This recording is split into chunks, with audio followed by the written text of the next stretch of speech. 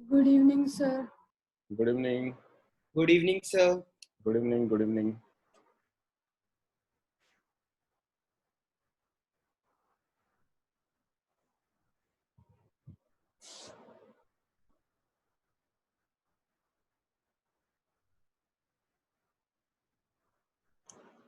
जल्दी जल्दी videos on कीजिए, स्टार्ट करें क्लास।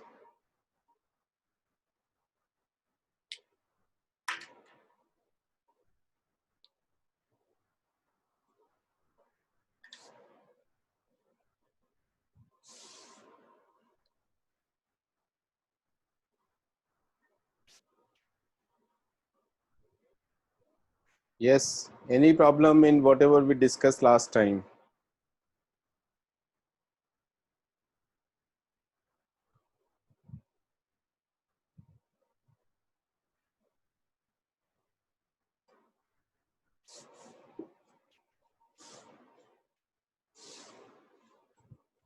No?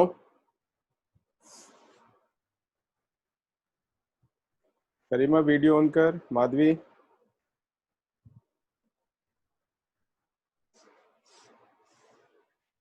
सर थोड़ा नेटवर्क प्रॉब्लम आ रहा है। ठीक है, चलो स्टार्ट करें फिर। किसी को कोई प्रॉब्लम? हाँ, सर अपन ने जब नेबरहुड ऑफ अ पॉइंट को डिफाइन किया था तो अपन ने बोला था x belongs to open interval of a minus epsilon to a plus epsilon. वो क्लोज्ड इंटरवल क्यों नहीं था सर? क्लोज कैसे हो सकता है? एप्सिलॉन का वैल्यू तो पता ही नहीं अपने को। Okay sir. कैसे करेगा तू क्लोज? एप्सिलॉन तो कुछ फ्रीडम है ना, वो कुछ भी ले सकते हैं हम जरूरत पड़ने पर। जैसे एप्सिलॉन बोला और फिर मान लो जैसे मैं कुछ थ्योरम्स जो जब प्रूव करूंगा epsilon delta definition of limit से, तो उसमें देखना एप्सिलॉन की जगह हम एप्सिलॉन बाई 2 ले लेंगे प्रूफ करने के लिए। तो एप्सिलॉन का तो इतना फ्रीडम है कि एप्सिलॉन बाई 1000 भी ले सकते हैं एप्सिलॉन की जगह, क्योंकि कोई वैल्यू डिफाइन थोड़ी है उसकी। Okay sir. आगे बात समझ में? यही तो एब्स्ट्रैक्ट कॉन्सेप्ट है इसमें। और कुछ? Any other doubt? पक्का? डेफिनेशन को बहुत अच्छी तरह से समझना है लिमिट का। अगर डेफिनेशन ठीक से नहीं समझा तो लिमिट ठीक से समझ में नहीं आएगा कभी भी। फिर वही जुगाड़ लगाओगे या तुक्के लगाओगे। वैभव ठीक है क्या तू? Yes, sir. हाँ, आज भी कुछ ऐसा ही चाइल्डिश बात करने वाला है क्या? No, sir. नहीं कर लिया अगर, वैसे क्लास लाइवली रहती है तेरी बात की वजह से। हाँ, अरे कुछ बोल तो। Yes, sir. चलो स्टार्ट करें। आर्यन क्लास में है क्या? Yes sir. गरिमा क्लास में है? Yes sir. ठीक है। इनवर्स ट्रिग्नोमेट्रिक फंक्शंस की मैंने पाई शीट सेंड की थी, सो सब लोगों ने प्रॉब्लम्स कर लिया क्या? उसमें से पूछना है तो पहले जल्दी से प्रॉब्लम पूछ लो।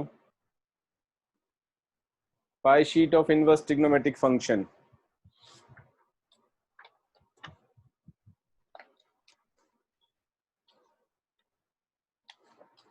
है किसी का प्रॉब्लम?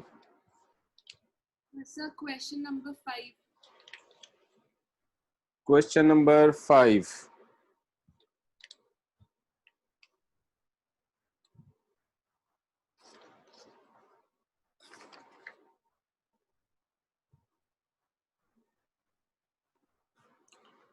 सेक square ten inverse 2 plus cosec square cot inverse 3।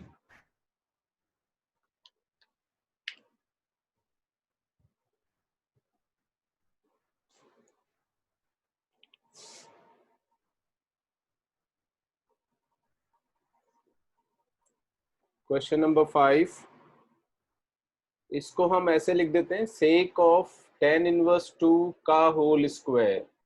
सेक स्क्वायर थीटा का मतलब सेक ऐसे भी तो होता है, सेक थीटा का होल स्क्वायर, एक ही तो बात है। Tan inverse 2 is just like theta plus cosec square, तो कोसेक ऑफ कॉट इनवर्स 3 का होल स्क्वायर हो गया ये। आगे समझ में? ठीक है, अब चेंज कर दो इसको, tan इनवर्स 2 को sec इनवर्स में बना दो। tan इनवर्स 2 को अगर मैं थीटा सपोज करता हूँ, ओरली करने की चीज है, ये थीटा हो गया मेरे पास में, तो यहाँ पर 2 हो जाएगा, इधर 1 हो गया, ये रूट ऑफ 4 प्लस 1 5 हो जाएगा। तो सेक थीटा का वैल्यू, ये थीटा हो गया एक तरह से, दिस इज थीटा, इसको मैंने थीटा सपोज किया है, तो टेन थीटा का वैल्यू 2 हो गया। तो यहाँ हमें सेक थीटा की वैल्यू डालनी है। सेक थीटा की वैल्यू कितनी होगी? रूट फाइव का स्क्वायर इज 5, डन, प्लस इसको अल्फा सपोज कर लो, तो cot inverse 3 is equal to alpha, cot alpha is equal to 3 हो जाएगा, 3/1 हो गया, रूट ऑफ 10 आ गया, ये 90, ये अल्फा बन गया। कोसेक अल्फा चाहिए हमें, कोसेक अल्फा का वैल्यू रूट 10 हो जाएगा, रूट 10 का square is 10 is equal to 15, done. Next बोलो जल्दी से।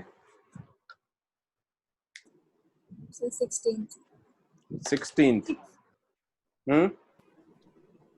16 से पहले है कोई प्रॉब्लम?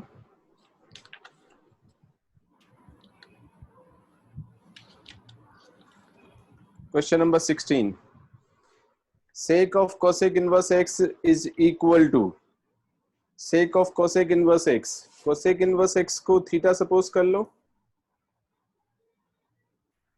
तो x इज इक्वल टू, वही बात आ गई ना, सेम ही तो टाइप का क्वेश्चन है। cosec inverse x is equal to theta, 90 हुआ, ये एक थीटा बन गया, cosec थीटा का वैल्यू x हो गया, सो x/1 आ गया यहाँ पर, ठीक है, this is root of x square minus 1 आ गया। सेक थीटा हमें निकालना है, सेक थीटा का वैल्यू हो गया x/√x स्क्वायर माइनस 1, ठीक है। अब चेक करना है हमें, x/√x square minus 1 can not be equal to cot x, वो तो हो ही नहीं सकता कभी। Cosec of sec inverse x, ये चेक करना है कि ये सही है या नहीं है, एक ही तो चेक करना है, ठीक है। तो cosec of sec inverse x अगर हम निकालते हैं, सेक इनवर्स x को वापस अल्फा सपोज करो, तो ये अल्फा बन गया, ये 90 बन गया, ठीक है। Sec inverse x is equal to alpha, so x is equal to sec alpha, sec alpha का वैल्यू x आ गया, सो x/1 हो गया, root of x square minus 1 आ गया। तो कोसेक थीटा का वैल्यू हो जाएगा x/√x स्क्वायर माइनस 1, इधर सेक थीटा का वैल्यू भी है x/√x square minus 1, so both of them are same. आ गया समझ में? पक्का? एक और तरीके से सॉल्व कर सकते हैं, दूसरा तरीका हम ये यूज कर सकते हैं, sec of cosec inverse x, sec inverse x plus cosec inverse x का वैल्यू π/2 होता है, तो कोसेक इनवर्स x को π/2 माइनस सेक इनवर्स x लिख दिया, which is equal to sec π/2 minus theta, sec π/2 minus theta is what? Cosec theta, so cosec of sec inverse x, ऐसे भी कर सकते हैं। आगे बताओ, नेक्स्ट क्वेश्चन बोलो।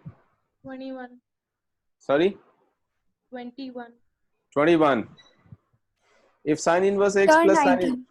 हाँ 19. 19th मेद्य की आवाज है क्या? Yes, sir. Okay, 19, the solution set of the equation sin inverse x is equal to 2 tan inverse x is equal to, पहले तो डोमेन का ध्यान रखना है, अगर सॉल्यूशन निकालना है तो दोनों फंक्शंस की कॉमन डोमेन के लिए ही हम इक्वेशन को सॉल्व कर सकते हैं। 19th, तो साइन इनवर्स x की डोमेन तो हो गया -1 से 1 के बीच में, tan इनवर्स x का ऑब्वियसली रियल नंबर होता है, तो solution set of the equation is sin inverse x is equal to 2 tan inverse x, 2 tan inverse x का फॉर्मूला रिकॉल करो, तो this is equal to sin inverse of 2x/1 plus x square, ठीक है। ऐसे भी समझ सकते हो, अगर मैं इसको थीटा सपोज करता हूं, x का वैल्यू 10 थीटा हो गया, ये 2 थीटा हो गया, sine of 2 theta is 2 tan theta upon 1 plus 10 square theta, ठीक है। अब दोनों साइड को इक्वेट कर देंगे, ये वाला और ये वाला यूज करेंगे, तो x is equal to 2x upon 1 plus x square, correct. x को कैंसिल नहीं करना है क्योंकि x 0 भी हो सकता है। सिंप्लीफाई करने के लिए x कॉमन निकालेंगे, 1 प्लस एक्स स्क्वायर माइनस का 2 is 0, therefore either x is 0 और x square is equal to 1, x is equal to plus minus 1। ठीक है, चलो नेक्स्ट वाला बोलो।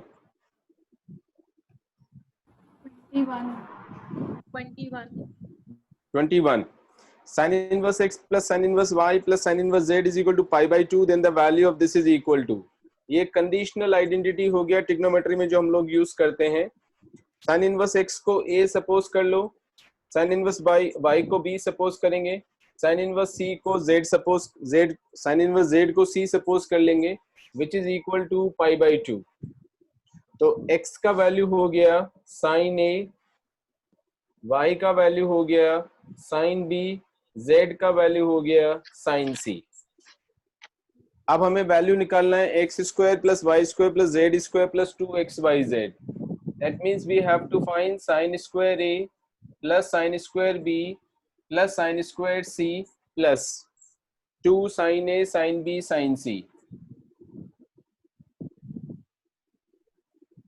इसका वैल्यू मुझे निकालना है। आगे क्वेश्चन समझ में? ठीक है, कंडीशनल आइडेंटिटी का यूज, ये कंडीशनल आइडेंटिटी है एक तरह से, मतलब इसको डिराइव करना है, इसका यूज करना है मुझे। इनफैक्ट जहां तक मुझे समझ में आ रहा है इसका value -2 sin a sin b sin c आ जाएगा और ये 0 आ जाएगा probably. Let us see how to solve it. Sine square a को चेंज करो तो 1 minus cos of 2a whole divided by 2, 1 minus cos of 2b whole divided by 2, 1 minus cos of 2c whole divided by 2 plus 2 sin a into sin b into sin c। ठीक है, this is equal to 1/2 1/2 1/2 मिलके 3/2 बाहर आ गया, minus का 1/2 common निकाला, cos of 2a plus cos of 2b plus cos of 2c, correct, plus 2 sin a into sin b into sin c। ठीक है, guess work बिल्कुल नहीं करना है ना? देखते हैं, और सिंपल सा है, कोई प्रॉब्लम भी नहीं है ऐसा। अब इसमें sin c plus sin d का फॉर्मूला लगाएंगे।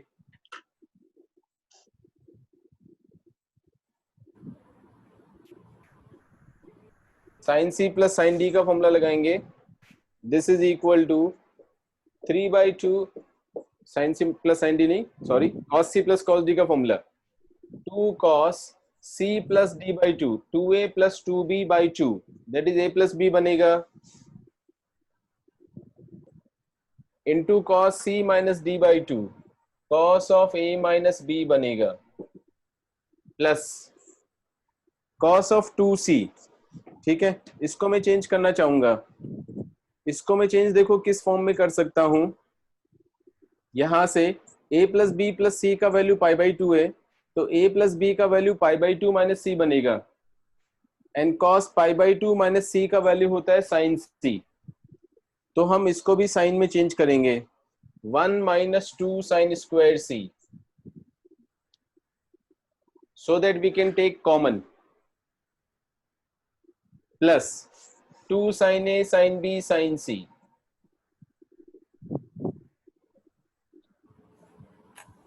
आगे यहां तक सबको समझ में? This is equal to 3/2 minus, ये वाला देखो, इस 1 को मैं इधर ले आता हूं बाहर, तो माइनस का 1/2 हो जाएगा, 3/2 माइनस 1/2 इज 1 बचेगा, माइनस में 1/2 एज इट इज लिखो, 2 इंटू साइन c लिखा इसको π/2 minus c into cos of a minus b minus का 2 sin स्क्वायर c प्लस का 2 sin a sin b sin c।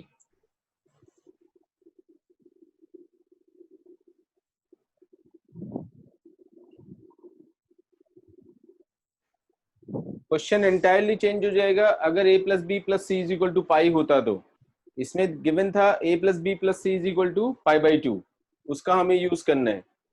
This is 1 minus, यहां से 2 common लेके कैंसिल कर दो, ब्रैकेट लगा देता हूं, साइन सी भी कॉमन निकाल दो,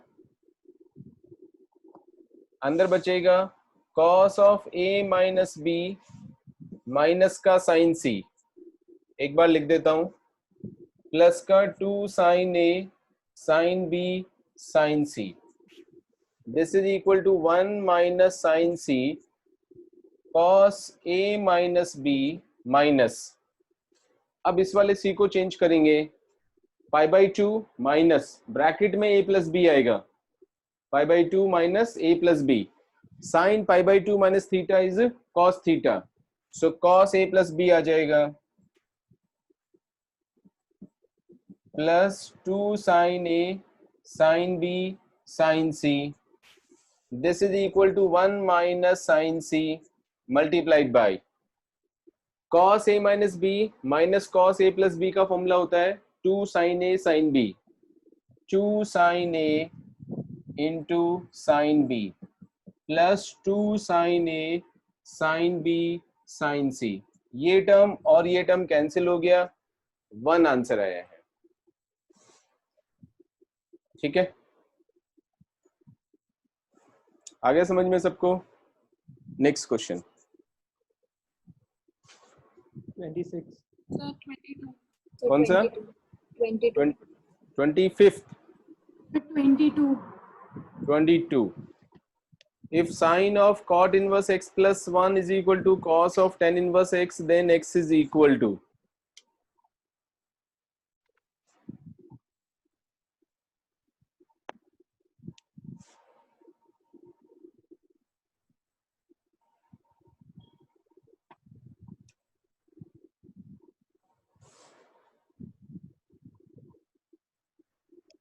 question number 22. Sine of cot inverse x plus 1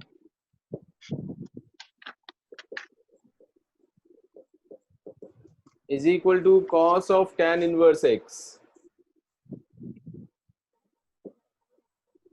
Vishakha तू सेम टाइप की प्रॉब्लम्स पूछ रही है, इसको वही साइन इनवर्स में चेंज कर, इसको वही कॉस इनवर्स में चेंज करना है अपने को। ठीक है, वही थीटा सपोज कर ले इसको, तो cot inverse x plus 1 is equal to theta हो गया, cot theta is equal to x plus 1 हो गया, ये 90 हो गया, थीटा हो गया, cot theta is equal to x plus 1, x plus 1 1 हो गया, रूट के अंदर x प्लस 1 का होल स्क्वायर माइनस 1 करेंगे तो x स्क्वायर प्लस 2x आ जाएगा, तो साइन थीटा का वैल्यू हो गया, साइन थीटा का वैल्यू हो गया x plus 1 upon root of x square plus 2x। ऐसे ही उधर से करेंगे, tan इनवर्स x को अल्फा सपोज कर ले, तो x 1 आ गया, root of x square plus 1 हो गया, cos अल्फा का value 1 upon root x square plus 1, यहां से भी रूट x अगर मैं, ठीक है कोई बात नहीं रहने दो, अब दोनों साइड का स्क्वायर कर देंगे और सिंप्लीफाई कर देंगे। ठीक है, डोमेन का जरूर ध्यान रखना है। करूं आगे? नेक्स्ट वाला बोलो जल्दी से। 26. हाँ 26. आवाज नहीं आ रही है। 26. 26 tan inverse x plus tan inverse y plus tan inverse z is equal to pi by 2, then वही कंडीशनल आइडेंटिटी वाला क्वेश्चन है। 26 a plus b plus c is equal to pi by 2 हो गया, where x का value 10 हो गया, ऐसे ही y का वैल्यू 10b हो गया एंड z का वैल्यू 10c हो गया। ठीक है, हमें एक्स वाई जेड में रिलेशनशिप बनाना है। जब 10 की कंडीशनल आइडेंटिटीज होती है 10 या कॉट की, तो सब में एक ही तरीका होता है, 10a प्लस बी या 10a minus b, 10a plus b या कॉट a प्लस बी का यूज करते हैं। ठीक है, तो यहाँ पर since 10 of a plus b का वैल्यू लिखेंगे 10a plus 10b 1 minus 10a into 10b,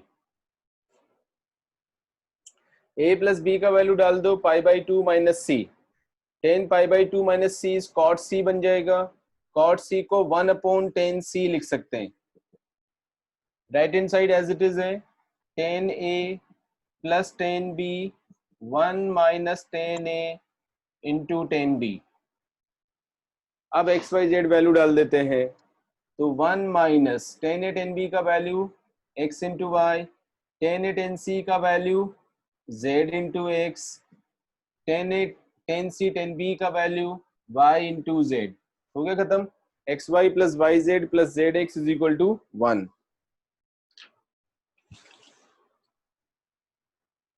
चलो आगे 30 तक और पूछ लो, उसके बाद फिर लिमिट स्टार्ट करते हैं. और ऐसे पूछते रहना क्योंकि लिमिट में अभी 1-2 क्लास थ्योरी में लग जाएगा.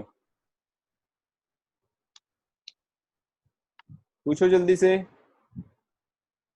30 तक और कोई प्रॉब्लम है? 27 27. हाँ 27. cos of 2 cos inverse 1/5 plus sin inverse 1/5.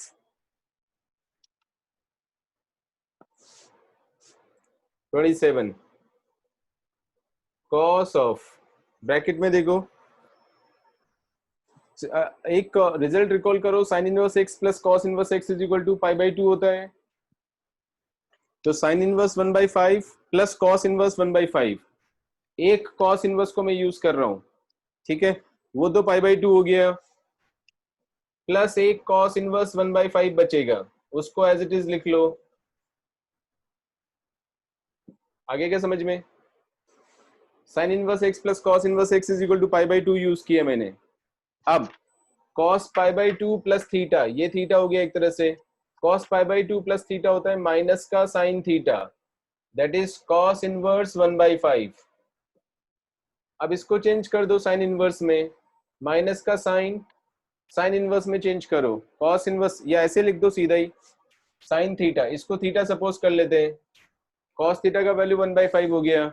ठीक है, अभी ओरली करो ये सब प्रॉब्लम.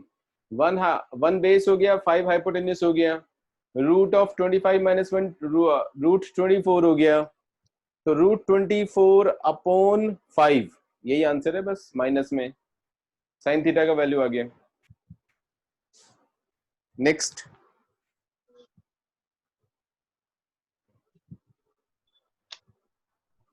हाँ जी, हो गया खत्म. 30 तक प्रॉब्लम्स खत्म, पक्का? ठीक है, श्योर. अगली बार हाँ, कितने टोटल क्वेश्चंस कितने? क्योंकि नेक्स्ट क्लास तक मेरा हो जाना चाहिए खत्म प्रोबेबली लिमिट्स का थ्योरी, तो लिमिट की प्रॉब्लम मिलना शुरू हो जाएगी. तो आज 30 के बाद 40 क्वेश्चंस और ट्राई कर लेना, नेक्स्ट 40. ठीक है, 70 तक ट्राई करके रखना है इनवर्स में से.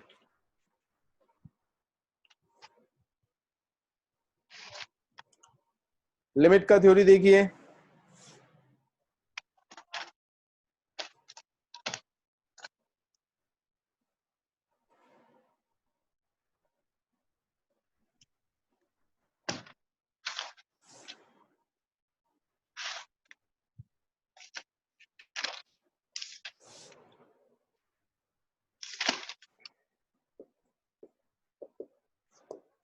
लिमिट का मीनिंग मैंने पिछली बार समझा दिया था.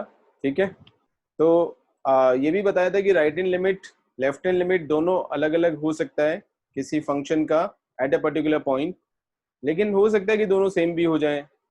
ऐसा भी हो सकता है कि राइट हैंड लिमिट एग्जिस्ट करे, लेफ्ट हैंड लिमिट एग्जिस्ट ना करे.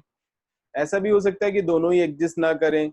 ऐसा भी हो सकता है कि दोनों एग्जिस्ट करें फिर भी डिफरेंट हो जाएं. और ऐसा भी हो सकता है कि दोनों एग्जिस्ट करें और दोनों इक्वल हो, ऐसा भी हो सकता है. All the possibilities are there. ठीक है, इसी तरह से वैल्यू ऑफ द फंक्शन में और लिमिट ऑफ द फंक्शन में भी डिफरेंस होता है. Value of the function is very different from limit of the function. Okay, जैसे एक छोटा सा एग्जांपल लेता हूं क्योंकि ये बहुत कंफ्यूजिंग होता है. लिमिट को वैल्यू जैसा ही समझ लेते हैं. हाँ, काफी सारे प्रॉब्लम्स में, काफी सारे फंक्शंस के लिए वैल्यू और लिमिट सेम आ जाता है, इसलिए ये मिसकंसेप्शन बन जाता है. ओके, इस ऑब्वियसली कंटिन्यूअस फंक्शन जितने भी होंगे उसमें लिमिट और वैल्यू सेम ही होगा, तभी कंटिन्यूस फंक्शन होता है। और मैंने यूज भी किया है, लेकिन जब हम कंटिन्यूटी पढ़ेंगे तो वहां समझाऊंगा कि लिमिट ऑफ द फंक्शन और value of the function same होने पर फंक्शन कंटिन्यूस क्यों हो जाता है, correct. But in general limit of the function is very different from value of the function. जैसे कि मान लीजिए मैंने लिया limit x tends to 2, greatest integer of x मुझे निकालना है, ठीक है। तो अब राइट हैंड लिमिट और लेफ्ट हैंड लिमिट निकालूंगा 2 के ऊपर, ठीक है। So limit x tends to 2 plus, ये राइट हैंड लिमिट होगा, ग्रेटेस्ट इंटीजर ऑफ x 2 से थोड़ा सा ज्यादा, एग्जाम्पल्स नहीं लेने किसी को भी, ठीक है, क्योंकि बहुत सारे टीचर्स एग्जाम्पल लेके सिखाते हैं और वो बहुत ही गलत आदत है। बोलेंगे 2.00001 ले लो, ऐसा नहीं सोचना है। जस्ट थिंक 2 से थोड़ा सा बड़ा, उसका ग्रेटेस्ट इंटीजर क्या हो जाएगा, बोलो जल्दी से। हाँ 2, तो राइट हैंड लिमिट हो गया 2 हमारे पास में, right hand limit is 2। Similarly left hand limit अगर मैं निकालूंगा तो limit x tends to 2 minus greatest integer of x, ठीक है। 2 के नेबरहुड में है बट छोटा है 2 से छोटा है, तो ग्रेटेस्ट इंटीजर कितना हो जाएगा 1। तो लेफ्ट हैंड लिमिट आ गया 1 इसमें। अब दोनों लिमिट डिफरेंट है, ठीक है। Since right hand limit is not equal to left hand limit implies limit x tends to 2, greatest integer of x does not exist। Limit यहां पर एग्जिस्ट नहीं कर रहा है क्योंकि दोनों लिमिट ही डिफरेंट आ रहा है। जबकि अगर मैं फंक्शन की वैल्यू निकालूं एग्जैक्टली 2 पे, जैसे एग्जैक्टली 2 का ग्रेटेस्ट इंटीजर निकालें तो वो 2 ही आएगा। तो value of the function is very different, है ना। f of 2, इसको बोल देंगे f of 2, यानी ग्रेटेस्ट इंटीजर ऑफ 2 निकालना है। Function is greatest integer of x, यहाँ ऐसे लिख देता हूं f of x is equal to greatest integer of x। तो value of the function is very different from limit of the function. ऐसा भी हो सकता है कि लिमिट एग्जिस्ट करे और वैल्यू एग्जिस्ट ना करे, ऐसा भी हो सकता है कि वैल्यू एग्जिस्ट करे और लिमिट एग्जिस्ट ना करे, ऐसा भी हो सकता है कि दोनों ही एग्जिस्ट ना करें, और ऐसा भी हो सकता है कि दोनों एग्जिस्ट करें, डिफरेंट हो, या दोनों सेम हो जाएं। सारी पॉसिबिलिटीज हैं। So you have to keep your mind open, और दोनों को मिक्स नहीं करना है। Limit is a very different funda from the value of the function. Value of the function बिल्कुल एंटायरली डिफरेंट फंडा है और लिमिट बिल्कुल डिफरेंट फंडा है। यस, कंटिन्यूस फंक्शंस के लिए दोनों सेम हो जाते हैं, इसलिए वो कंफ्यूजिंग हो जाता है। जैसे इसी एग्जांपल को मैं थोड़ा सा मॉडिफाई कर देता हूं। अगर मैंने ऐसे लिखा limit x tends to 2.0001 fx निकालना है मुझे, ठीक है। That means limit x tends to 2.0001 greatest integer of x की वैल्यू निकालनी है, ठीक है।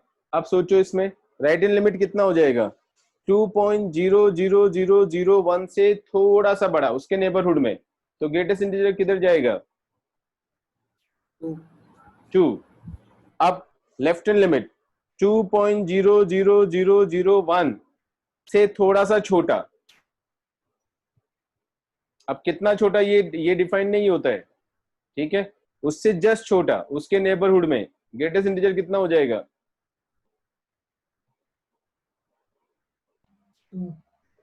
हाँ 2। अरे हाँ, फिर से कंफ्यूज क्यों हो जाते हो, 2 और 2.0001 के बीच में बहुत सारे नंबर्स होते हैं भाई, तो उससे जस्ट छोटा मतलब ग्रेटेस्ट इंटीजर विल बी 2। तो इसमें लेफ्ट हैंड लिमिट भी 2 आने वाला है, राइट हैंड लिमिट भी 2 आने वाला है, ठीक है। इसलिए मैंने अलग से दोनों को नहीं निकाला है।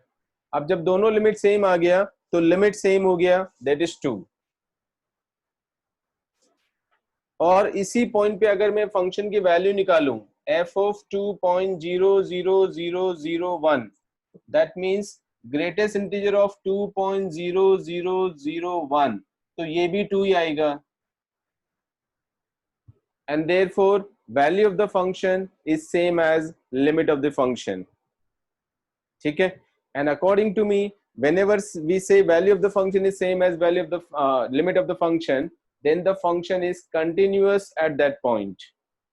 ठीक है, यहाँ पे देखो लिमिट और वैल्यू अलग अलग था, लिमिट एग्जिस्ट नहीं कर रहा था, वैल्यू एग्जिस्ट कर रहा है which is equal to 2, limit exist ही नहीं कर रहा है।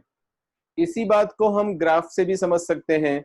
2 के नेबरहुड में हमें डिस्कस करना है, तो इसका ग्रेटेस्ट इंटीजर फंक्शन का ग्राफ देखो ऐसे बनता है।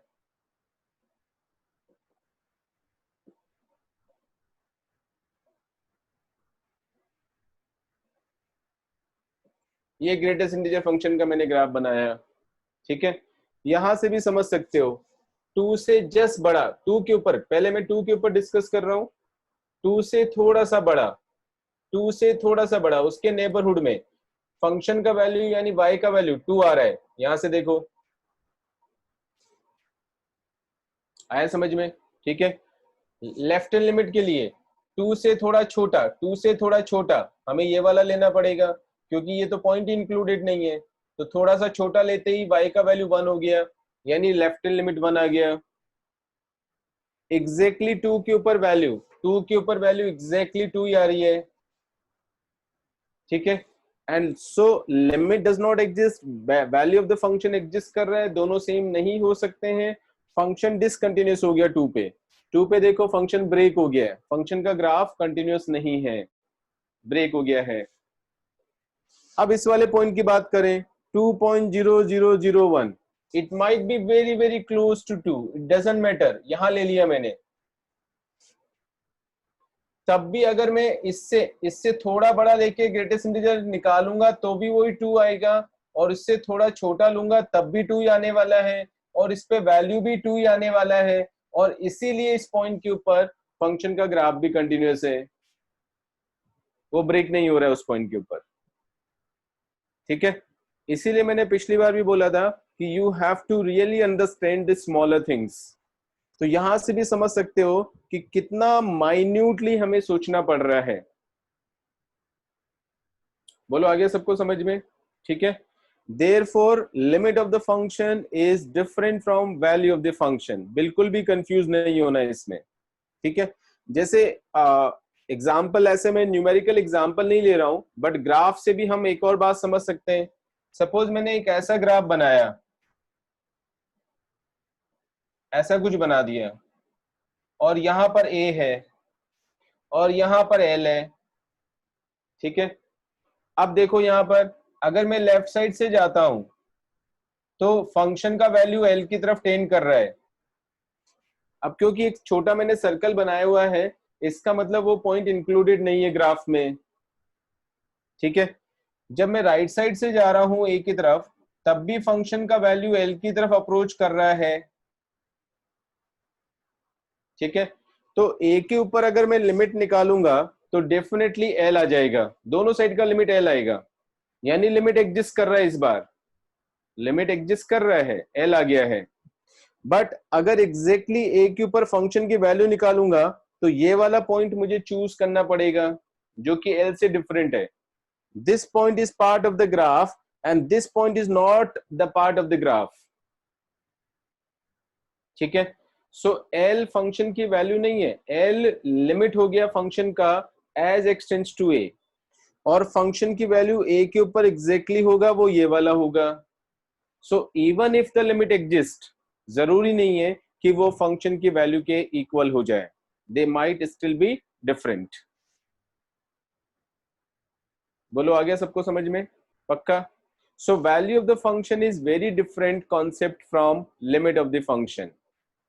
अगर कोई डाउट है तो अभी पूछना है, बाद में कंफ्यूज नहीं होना है, करेक्ट? करूं प्रोसीड आगे? अब नेक्स्ट जो फंडा आता है वो आता है इनडिटर्मिनेट फॉर्म्स का। ये भी बहुत कंफ्यूजिंग होता है बच्चों के लिए, ऑफ कोर्स टीचर्स के लिए भी काफी कंफ्यूजिंग होता है, बिकॉज उनको भी क्लियर नहीं होता है इनडिटर्मिनेट फॉर्म। इनफैक्ट ज्यादातर लोग क्या रटते हैं कि 0 और इन्फिनिटी आ गया तो इनडिटर्मिनेट फॉर्म हो गया, ऐसे याद कर लेते हैं। या फिर जो थोड़े से स्मार्ट है वो ऐसे ध्यान रखते हैं कि हाँ 7 फॉर्म्स है जो इंडिटरमिनेंट फॉर्म है, बाकी सब डिटरमिनेंट है। ठीक है, बिल्कुल भी रटने की जरूरत नहीं है, 100% लॉजिकल होता है। जैसे मैं समझा रहा हूं, अगर उसको समझोगे तो अपने आप पता लग जाएगा कि only there are 7 forms which are indeterminate forms and rest of the forms are all determinate forms. अब डिटरमिनेंट और इनडिटरमिनेंट फॉर्म से क्या मतलब है मेरा, वो भी बता रहा हूं। ठीक है, इन determinant forms,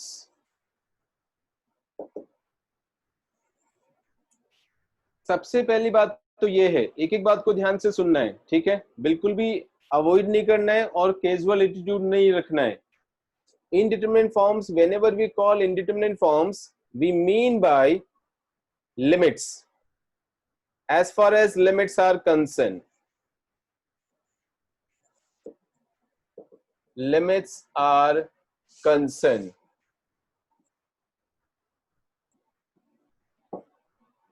That means we are not talking about the exact values.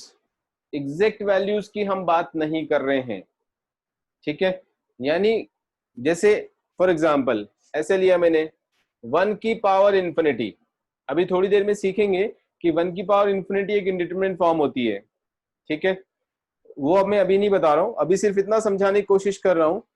यहां पे 1 एग्जैक्ट वैल्यू नहीं है, neither infinity is exact value, infinity तो हो भी नहीं सकता है, चलो उस कोई बात नहीं, इंफिनिटी तो हमेशा टेंड ही करेगा। यहां पर जो 1 है वो भी एग्जैक्ट वैल्यू नहीं है। क्यों? क्योंकि अगर 1 एग्जैक्ट वैल्यू होता तो 1 की पावर कुछ भी लगा दो वो 1 ही रहेगा। ठीक है, बट यहां पर 1 एग्जैक्ट वैल्यू नहीं है, इसका मतलब है कि ये जो बेस है वो 1 की तरफ टेंड कर रहा है और ये जो पावर है वो इंफिनिटी की तरफ टेंड कर रहा है। That is I mean by as far as limits are concern. हम केवल लिमिट के केस में ही इनडिटरमिनेंट फॉर्म्स बोलते हैं, value of the exact values के केस में इनडिटरमिनेंट फॉर्म नहीं बोलते हैं। ये आगे सबको बात समझ में? ठीक है, so we are discussing for the limits. Indeterminate form जो हम डिस्कस कर रहे हैं वो लिमिट्स के केस में ही डिस्कस कर रहे हैं। अब आगे देखिए, अब कंफ्यूजन होता है कि लिमिट में भी इनडिटरमिनेंट किसको बोलेंगे और डिटरमिनेंट किसको बोलेंगे। लेट अस सी, जैसे मैंने लिखा 0/0, सबसे पहला फॉर्म यही आता है। फिर से एक्सप्लेन कर रहा हूं, neither the numerator is exactly 0 nor the denominator is exactly 0. whenever we say 0/0 form, इसका मतलब है कि न्यूमरेटर 0 की तरफ टेंड कर रहा है, डिनोमिनेटर भी 0 की तरफ टेंड कर रहा है। एक बहुत छोटे नंबर को एक और बहुत छोटे नंबर से डिवाइड किया जा रहा है, तो दोनों का जो रेशियो होगा वो क्या नंबर आने वाला है, हम इसके बारे में इन्वेस्टिगेट कर रहे हैं, हम इसके बारे में जानने की कोशिश कर रहे हैं। ठीक है, अब ये डिपेंड करता है सिचुएशन के ऊपर, ये सिचुएशन के ऊपर डिपेंड करेगा। ठीक है, कि जब एक बहुत छोटे नंबर को एक और बहुत छोटे नंबर से डिवाइड कर रहे हैं तो this number might be a big number, might be a small number, might be some finite number in between, कुछ हमें पता नहीं है। ठीक है, जैसे एग्जाम्पल समझो, limit x tends to 0 x² x, limit x tends to 0 x/x², limit x tends to 0 x²/x², ऐसा कुछ ले लिया मैंने। ठीक है, अब तीनों सिचुएशंस को समझो। जब x 0 की तरफ टेंड कर रहा है तो x² भी 0 की तरफ ही टेंड करेगा। ये 0 की तरफ टेंड कर रहा है, नीचे वाला नंबर भी 0 की तरफ टेंड कर रहा है, इसका मतलब एग्जैक्ट 0 नहीं है, डिलीटेड नेबरहुड, हमेशा याद रखना है। इस सिंबल का मीनिंग समझाया हुआ है। x टेंड्स टू 0 का मतलब x is tending towards 0, that means belongs to deleted neighborhood of 0, it's not exactly 0। आ रहा है सबको समझ में? ठीक है, तो 0 का स्क्वायर 0 की तरफ टेंड कर गया, यानी एक बहुत छोटा नंबर है 0 के आसपास, उसका स्क्वायर करोगे तो 0 की तरफ ही टेंड करेगा। ये भी 0 की तरफ टेंड कर रहा है, इधर भी सेम सिचुएशन है, इधर भी सेम सिचुएशन है, लेकिन तीनों का लिमिट अलग अलग होने वाला है। How come? This is equal to, इसको हम लिखेंगे limit x tends to 0, x और x कट जाएगा, x बचेगा। x और x को हम ऊपर और नीचे से कैंसिल कर सकते हैं, because x is not exactly 0, it is tending towards 0, इसलिए हम कैंसिल कर सकते हैं। ठीक है, this is equal to limit x tends to 0, 1 upon x बचेगा। This is equal to limit x tends to 0, 1 ही बचेगा। ठीक है, अब जब x 0 की तरफ टेंड कर रहा है तो लिमिट x का क्या होगा? ऑब्वियसली 0 ही होगा, यानी फंक्शन, ये वाला जो फंक्शन है x, ये भी तो 0 की तरफ ही टेंड करेगा। जब x टेंड्स टू 0 कर रहा है तो फंक्शन यानी 1 अपॉन x किधर टेंड करेगा? Plus minus infinity. अगर x पॉजिटिव हुआ यानी राइट हैंड लिमिट हुआ तब तो प्लस इंफिनिटी हो जाएगा, और अगर x नेगेटिव मतलब लेफ्ट हैंड लिमिट लिया मैंने 0 से थोड़ा छोटा तो माइनस इंफिनिटी बन जाएगा। और यहाँ पे तो कांस्टेंट है, x के ऊपर डिपेंडेंट ही नहीं है, तो ये 1 ही आ जाएगा। Now from this example it is very very clear कि 0/0 फॉर्म में अलग अलग सिचुएशंस डेवलप हो सकती हैं। आगे सबको समझ में? ठीक है, तो जब मैं यहाँ 0/0 बोल रहा हूं, इसका मतलब एग्जैक्ट वैल्यूज से मतलब नहीं है। Numerator is tending towards 0, denominator is tending towards 0, तो यहां से जस्टिफाई हो रहा है कि मैं लिमिट की बात कर रहा हूं। ठीक है, अब इंडिटरमिनेंट और डिटरमिनेंट फॉर्म का मीनिंग समझिए कि कब हम इंडिटरमिनेंट बोलते हैं, कब हम डिटरमिनेंट बोलते हैं। ठीक है, when the numerator tends to 0 and denominator tends to 0, we cannot establish that the fraction, the entire fraction will tend to what number. यहां पर हम कंक्लूजन नहीं निकाल सकते हैं। तो जब हम यहां पे कंक्लूजन नहीं निकाल सकते हैं without solving it further, then we call it indeterminate form. Indeterminate का मतलब ये नहीं होता कि हम इसकी वैल्यू ही नहीं निकाल सकते हैं, है ना। लिटरल मीनिंग समझेंगे तो इंडिटरमिनेंट का मतलब होगा कि कभी वैल्यू नहीं निकलेगा, ऐसा नहीं करें हम ये बोलना चाह रहे हैं कि because right at this stage we can not find the conclusion, we can not derive the conclusion that where this ratio of two numbers will tend to. As you can see it could be like this, like this, like this, कुछ भी हो सकता है। आया समझ में? तो हम इसको इंडिटरमिनेंट फॉर्म बोलेंगे। Had we been able to find out the conclusion right at this stage, then we would have called it a determinant form. जैसे अगर मैंने ऐसा लिखा होता 0/infinity, ठीक है, तो ये डिटरमिनेंट फॉर्म है। क्यों? न्यूमरेटर 0 की तरफ जा रहा है, डिनोमिनेटर इंफिनिटी की तरफ जा रहा है। दैट मीन्स एक छोटे नंबर को एक बहुत बड़े नंबर से आप डिवाइड कर रहे हो, तो अल्टीमेटली जो रेशियो है वो कहां जाएगा? अरे और छोटा हो जाएगा ना। हाँ, 0 की तरफ ही टेंड करेगा। ठीक है, तो 0/infinity विल टेंड टू 0, इसको हम 0 ही लिखेंगे, इसको हम डिटरमिनेंट फॉर्म बोलेंगे। ठीक है, या ऐसे एरो लगा दो, इक्वल मत लिखो नहीं तो गलत हो जाएगा। will tend to 0. So this is a determinant form. 0/infinity is a determinant form because हम यहीं पर इसी स्टेज पे कंक्लूजन निकाल सकते हैं कि ये 0 की तरफ जा रहा है, तो आगे कुछ करने की जरूरत ही नहीं है। ठीक है, इनफैक्ट हम लिमिट्स कैलकुलेट ही इन्हीं केसेस में करते हैं। जब इंडिटरमिनेंट फॉर्म ही नहीं है तो आगे क्यों करेंगे हम? वहीं पे क्वेश्चन खत्म हो जाता है, वहीं पे हमारी प्रॉब्लम खत्म हो जाती है। प्रॉब्लम तो तब आती है जब इंडिटरमिनेंट फॉर्म होता है, क्योंकि इंडिटरमिनेंट फॉर्म होता है तभी तो हम कंक्लूजन नहीं निकाल पा रहे हैं कि वो नंबर कहाँ टेंड करेगा। उसी के लिए हम फर्दर सिंप्लीफाई करते हैं, फर्दर मेथड लगाते हैं, further I mean applying all the logic, we try to find out the conclusion. तो वही तो प्रॉब्लम सॉल्विंग हुआ, ठीक है. सो केवल इंडिटरमिनेट फॉर्म्स में ही हमें लिमिट को आगे कैलकुलेट करने की जरूरत है.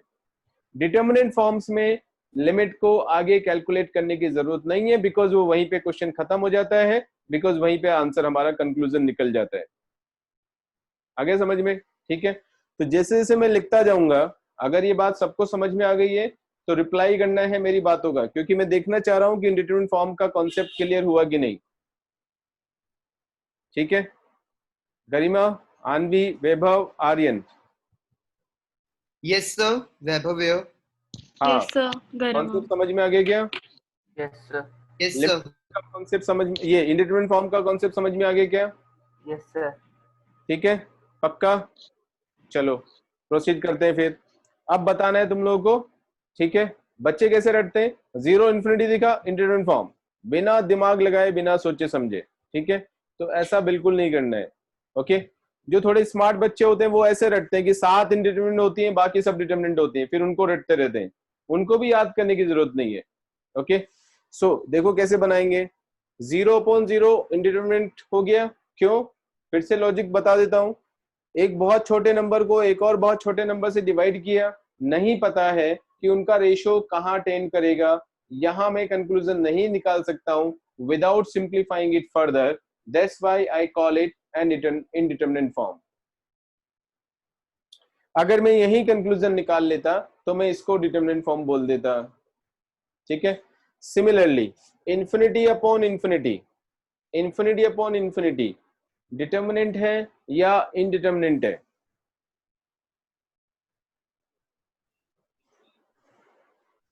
इंफिनिटी अपॉन इंफिनिटी का जो फॉर्म है वो डिटरमिनेंट है या इनडिटरमिनेंट है? Indeterminate. Indeterminate. क्यों है? क्योंकि सर जब एक बहुत बड़े नंबर को एक और बड़े नंबर से करेंगे तो रेशियो का कुछ पता नहीं है. हाँ, कुछ कंक्लूजन नहीं निकाल सकते हम. ठीक है. We can not find the conclusion. अब very big number divided by another big number, we can not find the conclusion कि वो छोटा नंबर आएगा, बड़ा आएगा, इन बिटवीन आएगा, कुछ पता नहीं अपने को. इसलिए infinity upon infinity is also N indeterminate form. In fact सारी इंडिटरमिनेट फॉर्म्स जो हैं वो एक दूसरे में कन्वर्टिबल भी होती हैं. ठीक है. कैसे? जैसे ऐसे समझो, इंफिनिटी को 1/0 लिखा, इसको भी 1/0 लिखा, 1 को कैंसिल किया तो वापस वो 0/0 फॉर्म ही आ गया. So this form and this form are almost same. आया समझ में? ठीक है. What about infinity upon 0?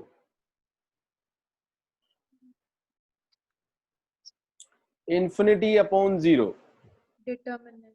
Determinant. Determinant. हाँ बोलो क्या वो होगा value? Infinity upon 0 will tend to what? Infinity. Infinity. Obviously ऐसे भी समझ सकते हो, ये इंफिनिटी हो गया, 1/0 को इंफिनिटी लिख दिया. Infinity into infinity is infinity. A big number multiplied by a big number is another big number, तो हम इंफिनिटी बोल देंगे. ऐसे भी समझ सकते हो, एक बिग नंबर को एक बहुत छोटे नंबर से डिवाइड किया तो फिर एक बड़ा ही नंबर आने वाला है, and that big number is denoted by infinity. इसलिए हमने इंफिनिटी बोल दिया, इसको इंफिनिटी की तरफ टेंड करेगा. आगे समझ में? What about 0 into infinity? Determinate. Determinant. Determinate. 0 into infinity. हाँ माधवी बोल, क्या बोल रही है? Determinate. क्यों हुआ? क्या मतलब किधर की तरफ टेंड करेगा? 0 इंटू इंफिनिटी. Infinity. अच्छा, कैसे पता लगा तुझे? सर कि कोई छोटा नंबर बड़े नंबर से मल्टीप्लाई करेंगे तो वो तो वो बड़ा तो छोटा भी है. अरे वो तो छोटा भी आ सकता है. 5 को तू 0.2 से मल्टीप्लाई करेगी तो कितना आएगा? छोटा भी आ सकता है. छोटा ही आता है. और पता थोड़ी है कि कौन सा डोमिनेट करेगा. जो डोमिनेट करेगा वो आंसर आएगा. जैसे इसमें न्यूमरेटर डोमिनेट कर रहा है, इसमें डिनोमिनेटर डोमिनेट कर रहा है, इसमें दोनों इक्वली जा रहे हैं. Indeterminate. A small number multiplied by a big number, कुछ पता नहीं अपने को क्या आने वाला है, कैसे कंक्लूजन निकालेंगे? ठीक है, therefore that is indeterminate form. 0 into infinity is an indeterminate form. What about infinity into infinity? Determinate. Determinate, obviously. Infinity into infinity tends to infinity. 0 into 0, Determinant. obviously 0 ही 0 की तरफ ही जाएगा. ठीक है, करूं प्रोसीड आगे? ओके, 0 और इन्फिनिटी का और कॉम्बिनेशंस ले लो. अब ले लेते हैं पावर वाला. 0 की पावर इन्फिनिटी, इन्फिनिटी की पावर 0, 0 की पावर 0, इन्फिनिटी की पावर इन्फिनिटी. 4 ले लिए मैंने. ठीक है, दो नंबर्स है 0 एंड इन्फिनिटी, फिल किया दोनों को बेस और पावर में, तो 2 into 2 4 वेज में कर सकते हैं. 0 की पावर 0, 0 की पावर इन्फिनिटी, इन्फिनिटी की पावर 0 एंड इन्फिनिटी की पावर इन्फिनिटी. बोलते जाओ कौन कौन सा डिटरमिनेंट है और कौन सा इनडिटरमिनेंट है. सबसे पहले 0 की पावर 0 बोलो.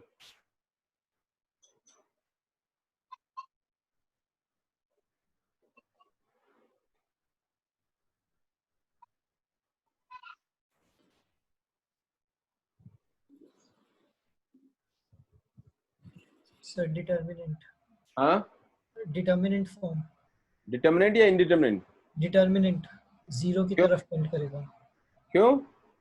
सर क्योंकि वो जो पावर में जो 0 है उसको 1 अपॉन इन्फिनिटी लिख सकते हैं, तो वो इनफाइनाइट रूट ऑफ 0 हो गया, तो फिर जितना रूट लेते जाएंगे उतना नंबर कम होता रहेगा, तो 0 से कम होता रहेगा. कैसे कैसे लॉजिक लगा रहे हैं? इनफाइनाइट रूट ऑफ 0, ये कहां से निकाला है तूने?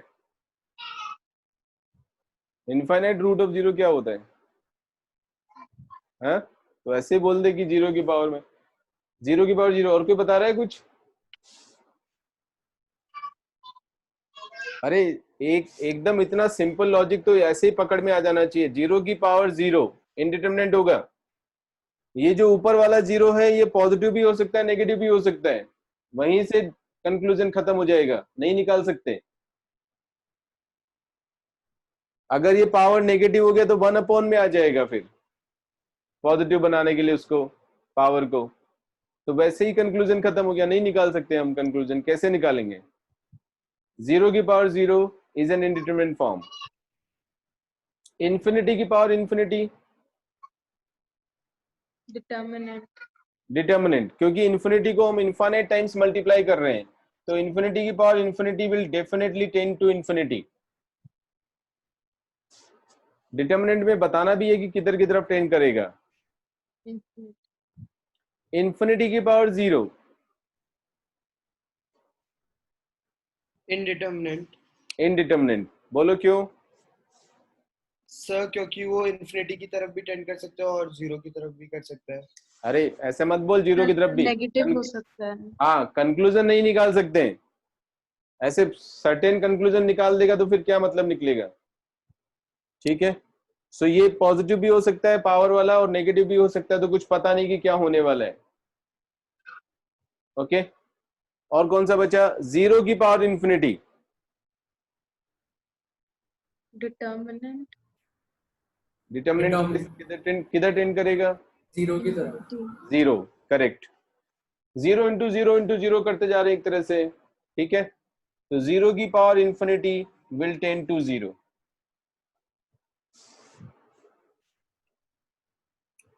आया समझ में?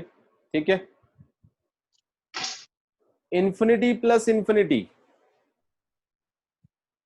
Determinate. Determinant. क्या होगा? Infinity.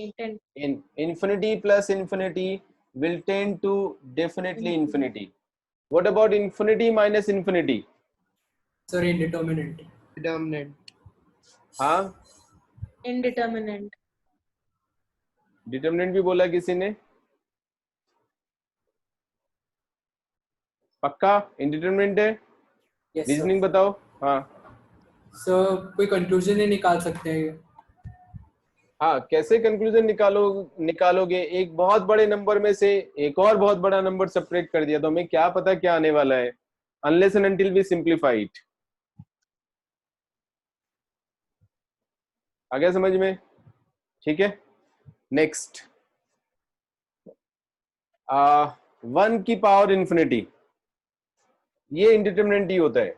इसको मैं एक्सप्लेन कर देता हूं, ये थोड़ा सा एक्सप्लेनेशन में प्रॉब्लम क्रिएट करता है। पहली बात तो ये कि 1 जो है वो एग्जैक्ट वैल्यू नहीं है यहाँ पर। अगर एग्जैक्ट वैल्यू होता तो डेफिनेटली 1 की पावर कुछ भी लगाओ 1 ही आएगा। ये 1 की तरफ टेंड कर रहा है।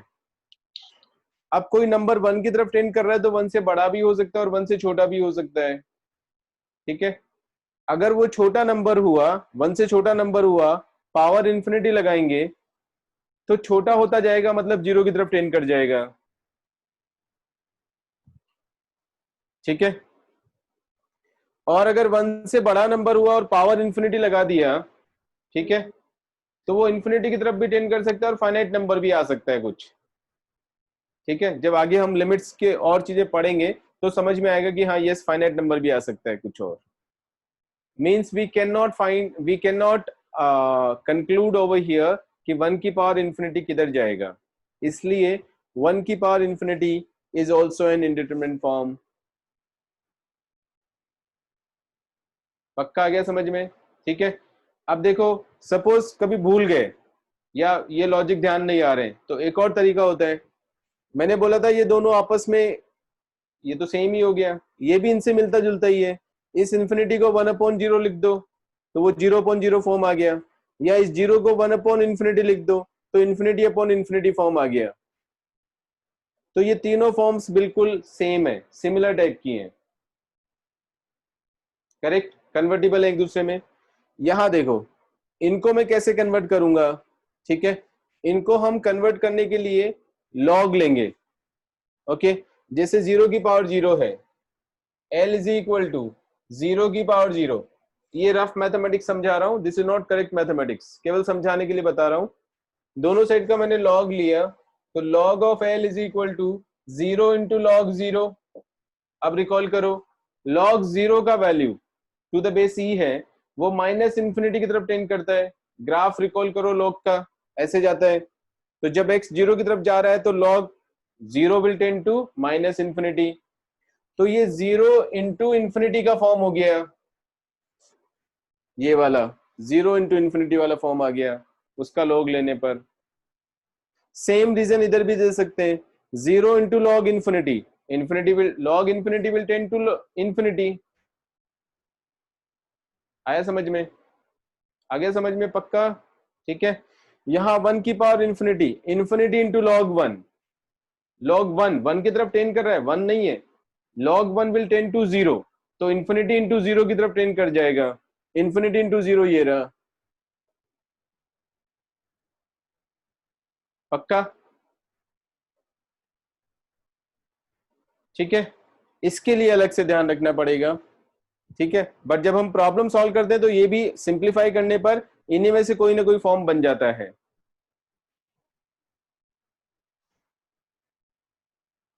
करें प्रोसीड? श्योर? इनडिटरमिनेंट फॉर्म में कोई कंफ्यूजन तो नहीं है? देयर आर ओनली 7 इनडिटरमिनेंट फॉर्म्स, बाकी सब डिटरमिनेंट फॉर्म्स होती हैं, यानी वही आप कंक्लूजन निकाल सकते हो। ठीक है, कभी कभी हम लिमिट निकालने में इतने ज्यादा बिजी हो जाते हैं कि डिटरमिनेंट फॉर्म होते हुए भी हम प्रॉब्लम सॉल्व करना शुरू कर देते हैं जबकि कुछ करना ही नहीं होता है, क्योंकि आदत ऐसी पड़ जाती है कि बस प्रॉब्लम दिखी और सॉल्व करना शुरू बिना सोचे समझे। कई बार एग्जामिनर ये भी चेक करता है कि डिटरमिनेंट फॉर्म अगर आ रहा है तो कुछ करना ही नहीं है, और कमाल की बात यह कि लिमिट निकालोगे तो गलत आंसर आ जाएगा उसका, जबकि वो डिटरमिनेंट फॉर्म है तो वहीं पे आंसर आ जाता है। ठीक है, तो सबसे पहले जब भी हम लिमिट निकालते हैं तो पहले देखते हैं कि whether it is an indeterminate form और नॉट। अगर इंडिटरमिनेंट फॉर्म है तभी अपने को आगे लिमिट निकालना या सिंप्लीफाई करना या मैनिपुलेशन करने की जरूरत पड़ती है। Otherwise we don't have to do anything, we just write the answer. Sure? ठीक है, पक्का आ गया सबको समझ में? थ्योरम्स ऑन लिमिट्स, वैभव तेरे को समझ में आ गया क्या? Yes sir. 100%? Yes sir. हाँ, अभी उल्टा सीधा तो नहीं समझा है तूने? No sir. मैं पूछ लूं तेरे से? Yes sir. चल बता, इन्फिनिटी की पावर 0 इंडिटरमिनेट फॉर्म क्यों हुआ? सर क्योंकि सर इन्फिनिटी की पावर 0 इसलिए हुआ क्योंकि सर वो नेगेटिव मतलब उसको हम डिटरमाइन नहीं कर सकते सर।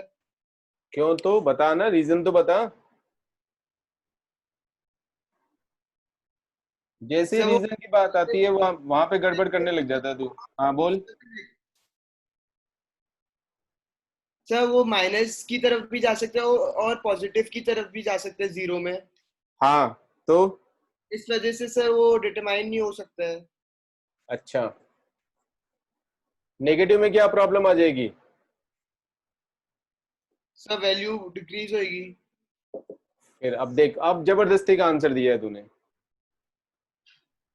अपना दिमाग लगाना ही है तुझे, और जब भी अपना दिमाग लगाएगा गलत ही आंसर देता है। अबे नेगेटिव होने पर ये 1 अपॉन में हो जाएगा ना, डिक्रीजिंग से क्या मतलब है उसका? डिक्रीजिंग का मतलब तो होता है कि कम होता जा रहा है, कम हो जाएगा और कम होता जा रहा है, उस दोनों में फर्क नहीं है क्या? Okay sir. है? Yes sir. हाँ, चीजों को ठीक से समझना शुरू कर, जैसे बताया जा रहा है उसी को वैसे ही समझ, अपनी तरफ से मैनिपुलेशन मत कर। Yes sir. ठीक है, आ गया सबको समझ में? पक्का? करूं प्रोसीड आगे? Theorems on limits. Theorems on limits का प्रूफ, जो मैं तुम लोग को जो लिमिट सिखा रहा हूं वो बहुत ही ज्यादा सिंप्लीफाइड फॉर्म में सिखाने की कोशिश कर रहा हूं। एक्चुअल जो लिमिट सिखाई जाती है, एक्चुअल लिमिट का डेफिनेशन और जो लिमिट पढ़ाई जाती है वो रियल एनालिसिस का पार्ट होता है, और उसमें एप्सिलॉन और डेल्टा का डेफिनेशन ही काम में लेते हैं। ठीक है, अगर मैंने वो शुरू में तुम्हें सिखाना शुरू कर दिया तो सब भाग जाओगे, जूम वूम सब बंद हो जाएगा और बोले बहुत हो गया, पढ़ लिया हमने मैथ्स, है ना? इसलिए वो मैं नहीं कर रहा हूं कोशिश। वो बताऊंगा, बताऊंगा जरूर, छोड़ूंगा नहीं, ठीक है, लेकिन लास्ट में बताऊंगा, जब तक कि तुम लोग को लगे हाँ अब लिमिट हमारा आराम से हो गया है, आप चाहे कुछ भी बता दो सब झेल लेंगे, ठीक है, तब मैं बताने वाला हूं।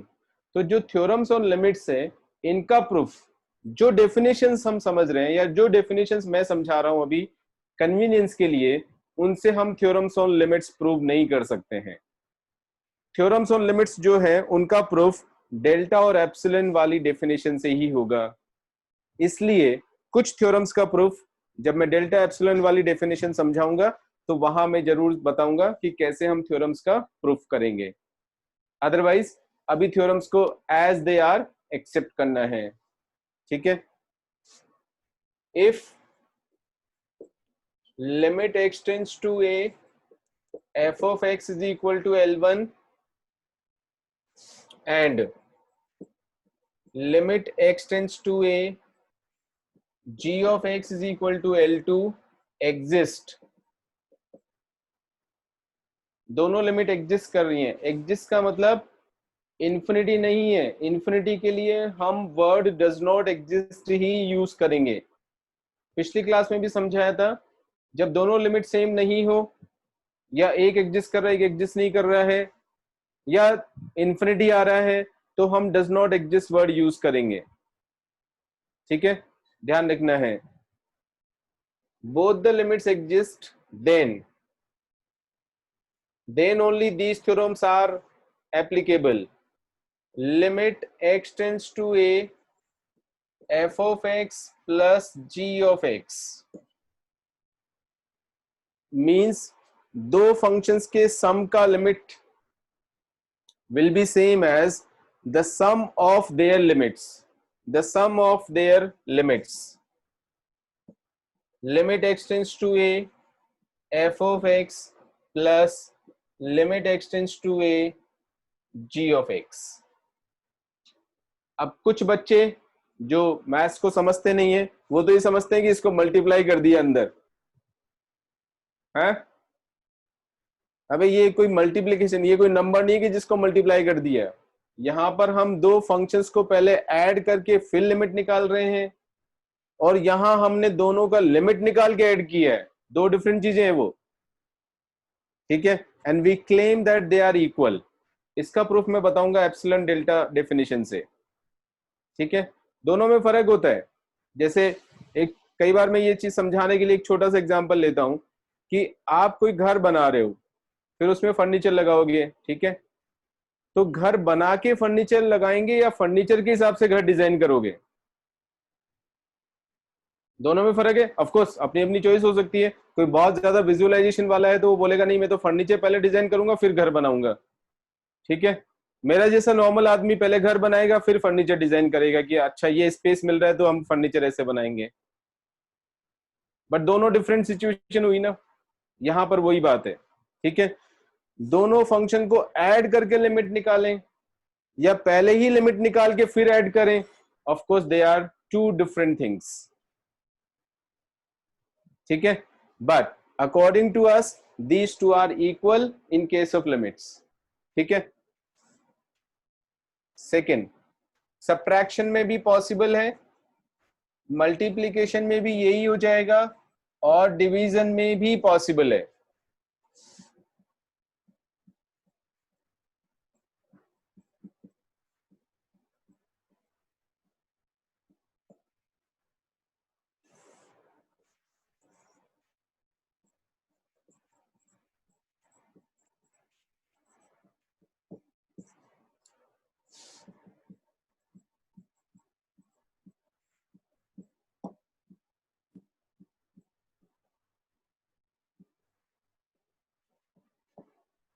मल्टीप्लीकेशन में भी पॉसिबल हो गया, डिवीजन में भी पॉसिबल है। कॉमन सेंस हर जगह यूज करना है कि denominator can not B negative, otherwise वो डज नॉट एग्जिस्ट हो जाएगा। और डज नॉट एग्जिस्ट के केस में हम बात भी नहीं कर रहे हैं। साफ साफ मैंने यहाँ लिखा हुआ है दोनों लिमिट एग्जिस्ट करना चाहिए।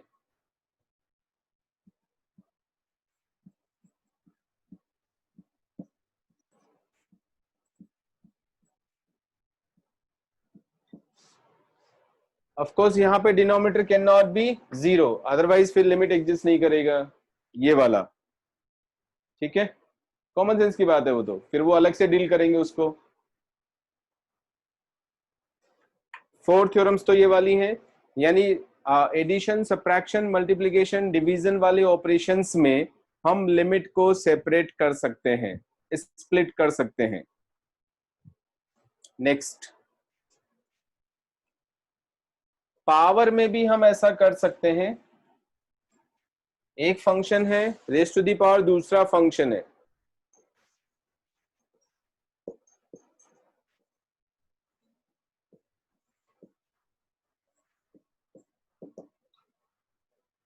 पावर में भी हम ऐसा ही कर सकते हैं।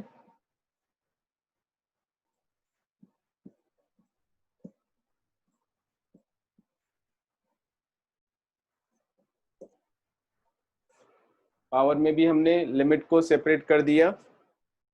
सिक्स्थ,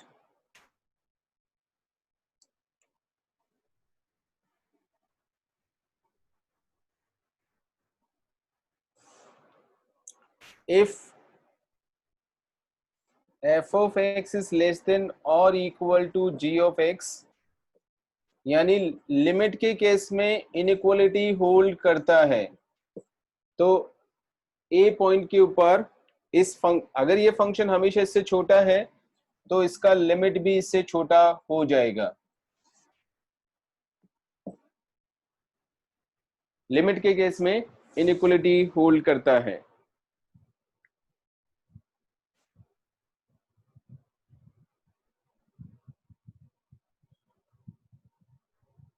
ठीक है। पक्का? मैं देख रहा था कि कुछ छूट तो नहीं गया है। दो चीजें और बची हैं।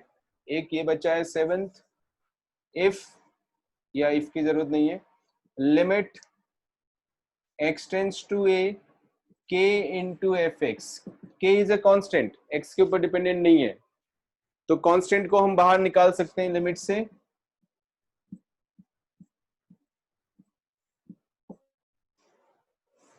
और लिमिट फंक्शन पे लग जाएगा।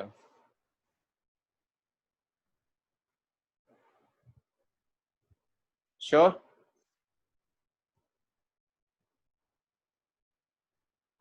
करूं प्रोसीड आगे? नेक्स्ट,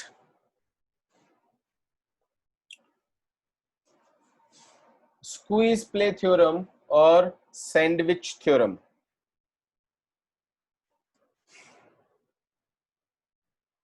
इसकी भी जरूरत नहीं है इसके लिए।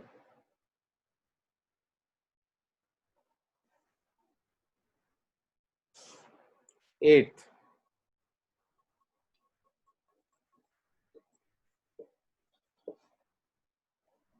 स्क्वीज प्ले थ्योरम और कॉमन लैंग्वेज में सैंडविच थ्योरम बोलते हैं। If f of x is less than or equal to h of x is less than or equal to g of x and limit x tends to a f of x is equal to limit x tends to a g of x is equal to L, then this theorem says that limit x tends to a h of x का value भी L ही हो जाएगा।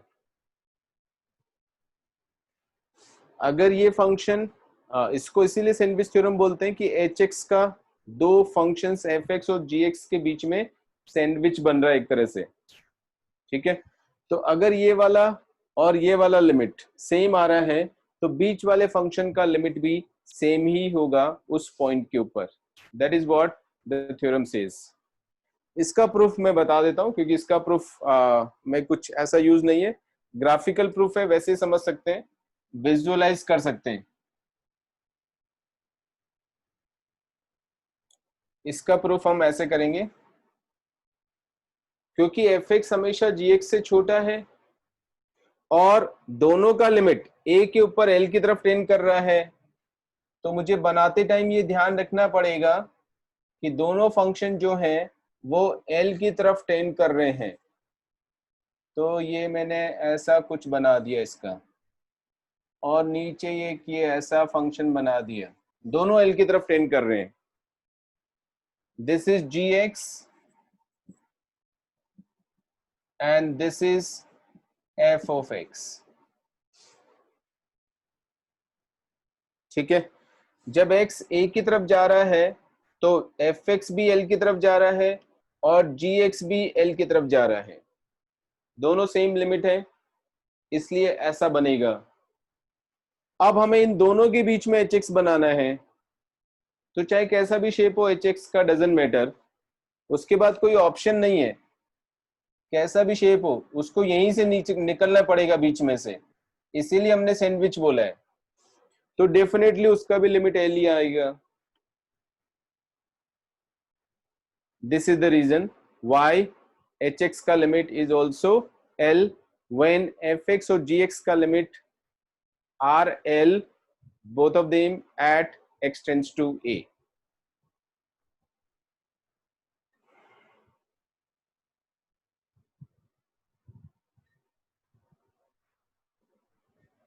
आगे सबको समझ में?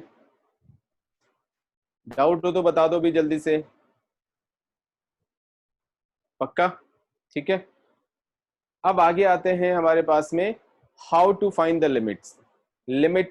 To find the limits we are going to study some methods, क्योंकि हर बार हम ये लॉजिक नहीं लगा सकते हैं कि x इस नंबर की तरफ टेंड कर रहा है तो उसका स्क्वायर इधर जाएगा, तो उसका साइन इधर जाएगा, फिर उसकी पावर इधर जाएगी, फिर उसका लॉग इधर जाएगा। ऐसे तो कब तक हम सोचते रहेंगे? सिंपल प्रॉब्लम्स में तो हम सोच सकते हैं कि ये इधर टेंड कर रहा है तो वो नंबर उधर टेंड करेगा, तो वो फंक्शन उधर टेंड कर जाएगा। बट अगर कॉम्प्लिकेटेड सिचुएशन आ गई तो फिर वो कंक्लूजन्स निकालना मुश्किल हो जाएंगे। इसीलिए we had found, or we can say we had developed some methods to find the limits, ठीक है। तो फिर वो वाले मेथड्स हम पढ़ने वाले हैं। पहले हम एल्जेब्रिक फंक्शंस के लिए पढ़ेंगे, फिर ट्रिग्नोमेट्रिक फंक्शंस के लिए पढ़ेंगे, फिर एक्सपोनेंशियल एंड लॉगरिथमिक फंक्शंस के लिए अलग अलग मेथड्स पढ़ेंगे लिमिट्स निकालने के लिए, ठीक है।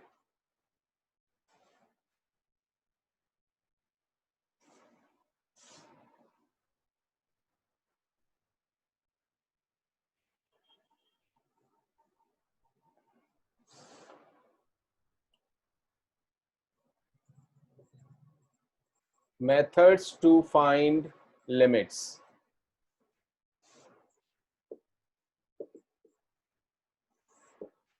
First, for algebraic functions.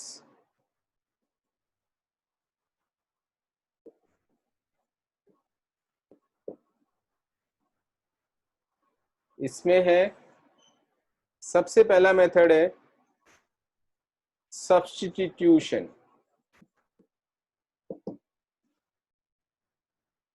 जिस फंक्शन का आपको लिमिट निकालना है, जिस पॉइंट पर लिमिट निकालना है, उस पॉइंट को सीधा फंक्शन में डाल दो।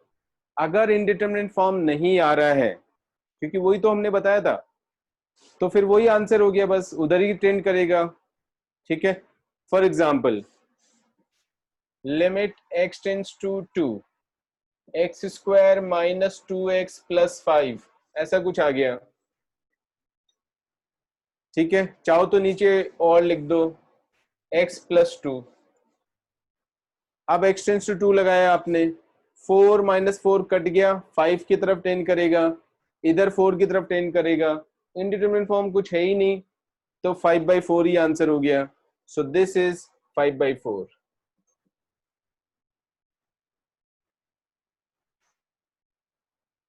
आ गया समझ में? Second, factorization. Factorization, okay. अगर x टेंड्स टू a डालने पर इनडिटरमिनेट फॉर्म आ रहा है हमारे पास, ठीक है, तो हम कोशिश करेंगे कि x माइनस ए एक फैक्टर ऐसा हो जो कॉमन फैक्टर हो और उसको एलिमिनेट कर दें। अगर हम उसको एलिमिनेट कर देते हैं तो जो इनडिटरमिनेट फॉर्म उसकी वजह से डेवलप हो रहा था वो नहीं डेवलप होगा, and then we can evaluate the limit. For example, simple example ले सकता हूं एक, limit x tends to 3, x square minus 9 upon x minus 3, ठीक है। डायरेक्टली सोचो पहले, 3 का स्क्वायर 9 की तरफ जाएगा, 9 माइनस 9 0 की तरफ जाएगा, 0, और नीचे भी 0 की तरफ जा रहा है, 0/0 फॉर्म हो गया, इनडिटरमिनेट फॉर्म हो गया, ठीक है। अब ये भी सोचना है कि ये 0/0 क्यों आ रहा है। वो x का वैल्यू 3 की तरफ जाने की वजह से आ रहा है। इसका मतलब x माइनस 3 जो फैक्टर है उसकी वजह से हमारे पास ये 0/0 फॉर्म आ रहा है, ठीक है। अभी ये तो सिंपल क्वेश्चन है, इसमें तो ऐसा लगेगा क्या सोचना बता रहे हो सर, ये तो वैसे ही कट जाएगा, वो तो हमें पता है। लेकिन जब कॉम्प्लिकेटेड क्वेश्चन होगा तो वहां पे ये लॉजिक काम आएगा। इसका मतलब है कि मुझे x माइनस 3 को किसी तरह से कॉमन निकालना है न्यूमरेटर और डिनोमिनेटर में से, so that I can cancel those factors, and because of cancelling those factors I can easily get the result, क्योंकि वो इंडिटरमिनेट फॉर्म खत्म हो जाएगा, ठीक है। So let us do that. Limit x tends to 3, x minus 3 into x plus 3 divided by x minus 3। Cancel कर सकते हैं क्या? क्या रीजन है कैंसिल करने का? x is not equal to 3, so Correct. X is not equal to 3. That's why we can cancel, because x is tending towards 3. It's not equal to 3. 0 को 0 से कैंसिल नहीं कर सकते न्यूमरेटर और डिनोमिनेटर में से, नहीं तो पूरा मैथ्स ही गलत हो जाएगा। 0/0 फिर 1 ही आ जाएगा अगर कैंसिल कर दिया तो, करेक्ट, ठीक है। शत्रुंजय, ध्यान है क्या क्लास में? Yes sir. हाँ, बीच बीच में फोकस लूज हो जाता है तेरा। नहीं सर, सुन रहा हूँ सर, चल रहा है। पक्का? हाँ सर। 3 + 3 6 आ जाएगा।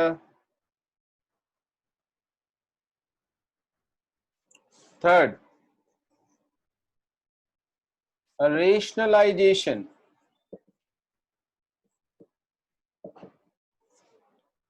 अगर हमारे पास कोई ऐसा आ गया स्क्वायर रूट या क्यूब रूट, तो हम पहले we try to get rid of that so that we can simplify further. ठीक है, उसको करने के लिए ऑब्वियसली मुझे रेशनलाइज करना पड़ता है।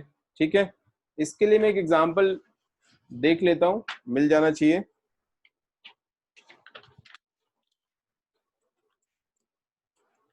Rationalisation,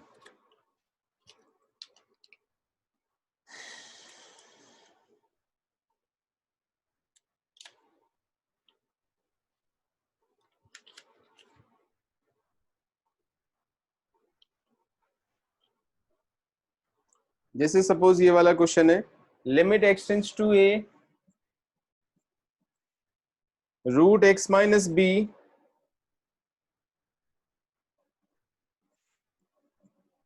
minus root a minus b divided by x square minus a square. ठीक है, अब एक्स टेंड्स टू ए लगाओ इसमें, तो a minus b, root a minus b minus का root a minus b cancel होके 0.0 आ रहा है, नीचे भी 0 की तरफ जा रहा है, तो 0.0 फॉर्म आ रही है, इंडिटरमिनेट फॉर्म आ गया। Therefore we have to simplify it further. तो हम न्यूमरेटर को रेशनलाइज कर देंगे, limit x tends to a root x minus b plus root a minus b से ऊपर नीचे मल्टीप्लाई करेंगे। ठीक है, तो ये x minus b minus bracket में a माइनस बी आएगा, b कट जाएगा और x माइनस ए बचेगा, नीचे x minus a into x plus a बचेगा, और ये 1/रूट एक्स माइनस बी प्लस का रूट ए माइनस बी बचेगा। रेशनलाइज किया था इसलिए। अब x माइनस ए को कैंसिल कर देंगे because x is not exactly a।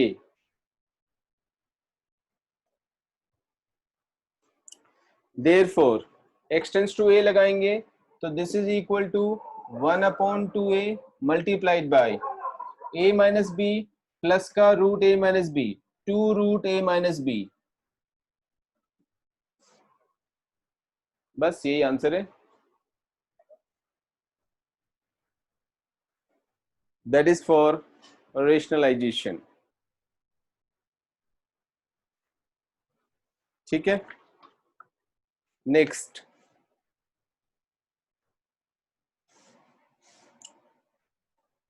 Infinity वाली जब लिमिट्स होती हैं तो उनको हम कैसे कैलकुलेट करते हैं। Limit x tends to infinity. ठीक है, एक एग्जांपल लेके एक्सप्लेन कर देता हूं, क्योंकि इमीडिएटली समझ में आ जाएगा कि कैसे हमें हैंडल करना है। एक्स टेंड्स टू इन्फिनिटी के केस में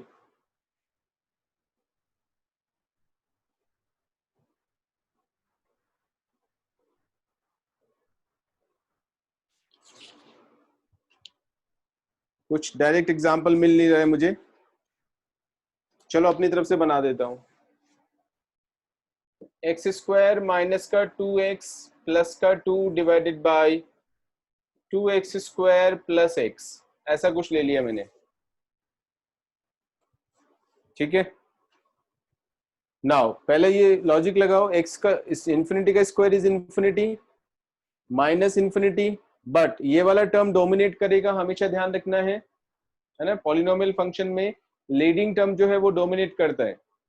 तो इन्फिनिटी माइनस इन्फिनिटी का स्क्वायर है, फिर यहाँ तो इन्फिनिटी है, तो सब्ट्रैक्ट करने पर भी इन्फिनिटी आएगा, एक तरह से डोमिनेट करेगा, तो ये इन्फिनिटी की तरफ टेंड करेगा न्यूमरेटर। डिनोमिनेटर भी इन्फिनिटी की तरफ टेंड कर रहा है, इन्फिनिटी अपॉन इन्फिनिटी फॉर्म हो गया। We have to get rid of that, indeterminate form आ गया।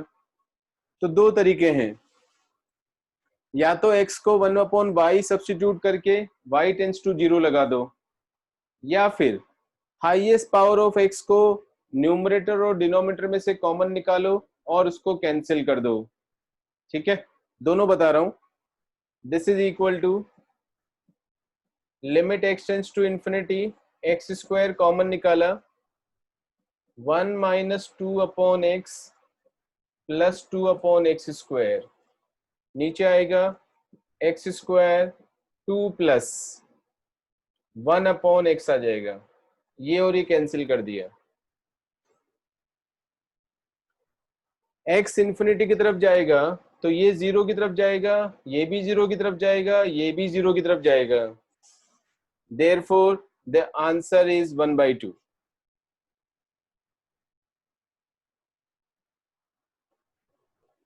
ठीक है, इसी चीज को हम x का वैल्यू 1/π सब्स्टिट्यूट करके भी कर सकते हैं, और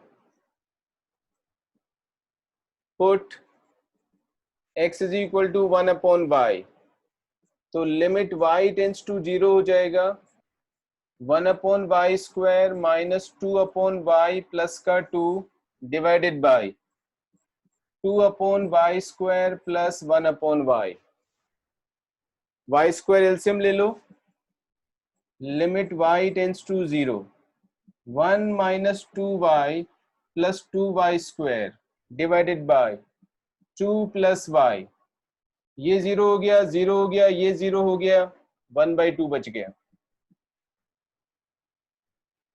Both the methods are applicable. Correct. इसमें एक और बचा हुआ है रिजल्ट, फिफ्थ वाला रिजल्ट एल्जेब्रिक फंक्शंस के लिए, और फिर trigonometric function and exponential and logarithmic functions का लिमिट कैसे निकालेंगे। ठीक है, मेरे ख्याल से नेक्स्ट टाइम पे ये कंप्लीट हो जाना चाहिए, तो then you would be able to solve the problems. ठीक है, तो कोशिश करना इनवर्स का खत्म कर लो, जितना जल्दी खत्म करोगे अच्छा रहेगा। ठीक है, बहुत ज्यादा क्वेश्चंस तो नहीं बचे हैं, 30 तक हो गए, 84 क्वेश्चंस हैं, तो आराम से कर सकते हो। ठीक है, वैसे मैंने 70 तक दिया है, बट खत्म ही कर लो तो ज्यादा अच्छा रहेगा। Right, that's all for today,